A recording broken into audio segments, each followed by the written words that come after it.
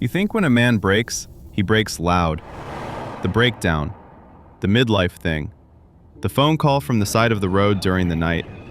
That's the version everyone thinks of. Probably. Including you. For sure, I used to think like that. There's another version that doesn't look like anything. I sat down to dinner with my girlfriend a few months ago. She looked at me, waited for me to say something, and I realized I had nothing to tell her. Nothing had happened that day. Nothing had happened the day before. To be honest, nothing had been happening for a while. I just didn't know what to say, for the first time in many years. No collapse. No, that moment. From the outside, I looked totally fine. I might have looked mature. That was the version I was in. The reason nobody catches it is because somewhere along the way, we stop calling it pain. We start calling it personality. I'm just independent. I'm just laid back. I'm just busy. I'm just tired. I'm just not the kind of guy who asks for help. Sometimes that's true. For me, a lot of it is family. We don't open up like that. I grew up thinking men don't cry. Men don't have anxiety. Men are strong. So you learn early to handle things alone. But the question isn't where it came from. The question is what it's costing you now. 5 habits worth looking at. 1. You say, "I'm fine," when you're not. I'm fine. A couple of months ago, on a Sunday, home, son. my father-in-law hugged me Hey. and asked how I was doing. I Everything had all right? anxiety inside me. My head was somewhere else. I was feeling small. I smiled and said, "I'm good. All good." Knowing I was lying. It wasn't the moment to explain to him I felt small. So I didn't. I changed the subject before he could ask again. It's a habit older than I remember. You learn, at some point, that putting your weight in the room makes too much noise. 2. You don't ask for help. A friend told me one day, for anything you need, any problem, even just to talk, I'm here. We've talked about a lot of things good to since see then, you. You too. but never about how I'm actually doing. I never opened the door he left open.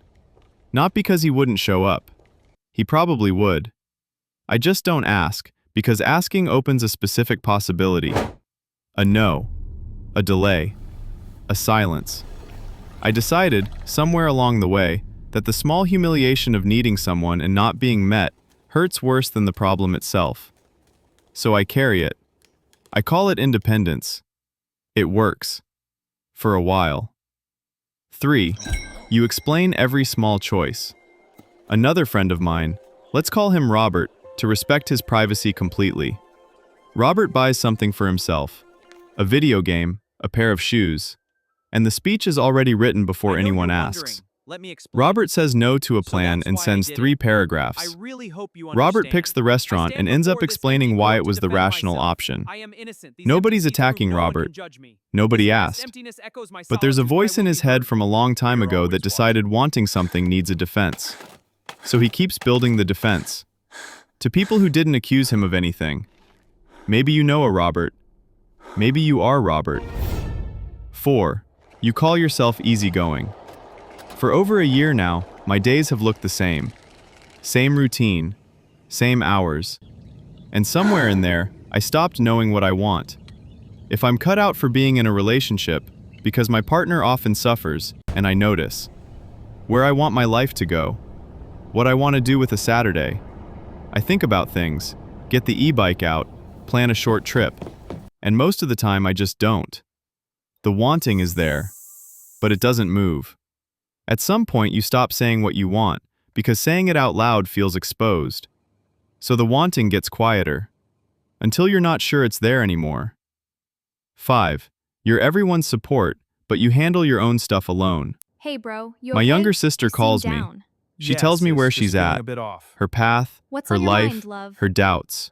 I guess I'm just My girlfriend tells me feeling how a she little is, sad. constantly. What's in her head, what she's feeling. I listen, I give advice, I stay calm. There's something real in that. It's not fake. But underneath, I notice something. They have a place to put their weight. I'm the place. And I don't have one. I stay reliable. I drift slowly, for years. And nobody notices because nobody's used to checking on the guy who handles everything. So what is this really? It's not 5 different problems. It's one pattern. At some point I learned, and maybe you did too, that being less reachable felt safer than being honest. Less needy, less specific, less in the way. And because none of it looks dramatic, nobody stops you. Not even you. These habits aren't proof you're weak. Some of them probably saved you. They got you through rooms where needing too much wasn't safe. They held you together when nothing else did. They worked. But a thing can keep working and start costing you more than it gives back. I'm not going to tell you to fix your life this week. The shrinking didn't happen in a week. The opening up won't either. But maybe try one thing. Say one real sentence instead Could you of, grab I'm that fine. for me? Ask for Sure, one here you small go. thing before you actually Thanks, need appreciate it. Let someone I'll help have you the without paying them special. back. Pick the restaurant. Maybe today isn't the day you change everything.